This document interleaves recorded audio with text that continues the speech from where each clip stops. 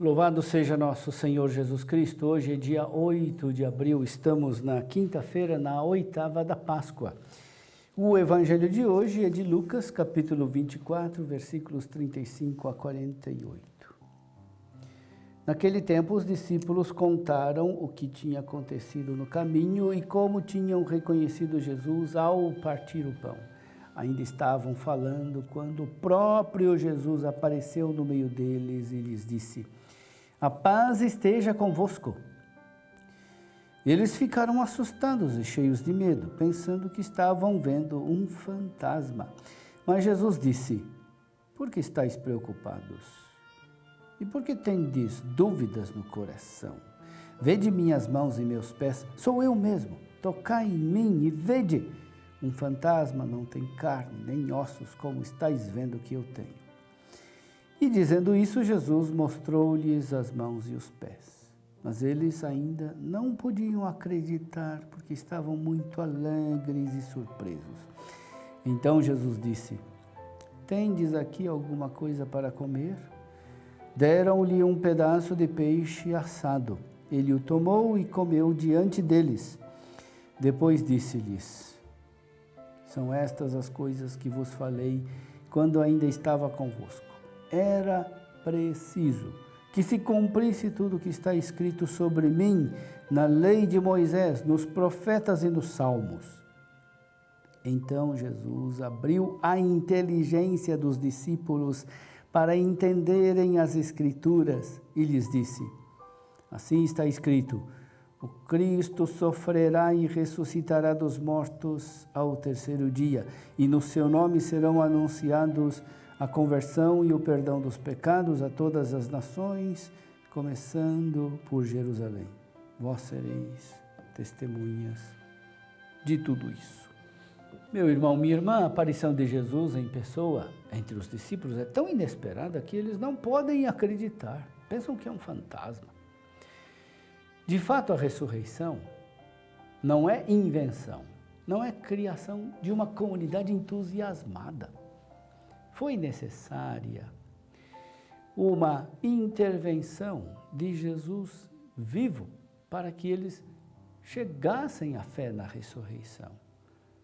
Jesus se faz reconhecer com sinais realíssimos. "Olhai minhas mãos e meus pés, sou eu mesmo." Aquilo que eles veem é o corpo de Jesus, que foi pregado na cruz, foi traspassado. Deus em Cristo iniciou uma nova criação. Tomou um corpo humano e o fez novo corpo espiritual, mas que está em continuidade com o primeiro. Jesus abriu-lhes a mente para a inteligência das Escrituras. É a grande revelação do Novo Testamento. A ressurreição de Jesus dá um novo sentido, um sentido definitivo para as Escrituras. Todas as coisas que pareciam enigmáticas, obscuras, se tornam luminosas, claras, como profecia da ressurreição de Cristo. Na Escritura, de fato, muitas coisas anunciam a ressurreição de Cristo. Muitas coisas são figuras da paixão e da ressurreição. Naturalmente, não podiam representar todo o mistério. Era uma imagem antecipada e, portanto, uma imagem imperfeita. Quando Jesus ressuscitou, então aparece claro tudo aquilo que as narrações, os salmos, os relatos anunciavam do mistério de Deus, a paixão, morte e ressurreição de Cristo. Em que sentido as coisas do Antigo Testamento são figuras imperfeitas? São imperfeitas no sentido de que, toda vez que a morte é representada de modo real, a ressurreição não se representa do mesmo modo. E vice-versa, quando a ressurreição é efetivamente figurada, então é a morte que não se representa da mesma maneira. Dou alguns exemplos para explicar. Por exemplo, Abel assassinado pelo irmão. É figura de Cristo na sua morte. Depois da sua morte, Deus diz a Caim: "O sangue do teu irmão clama a mim." Abel morto fala ainda.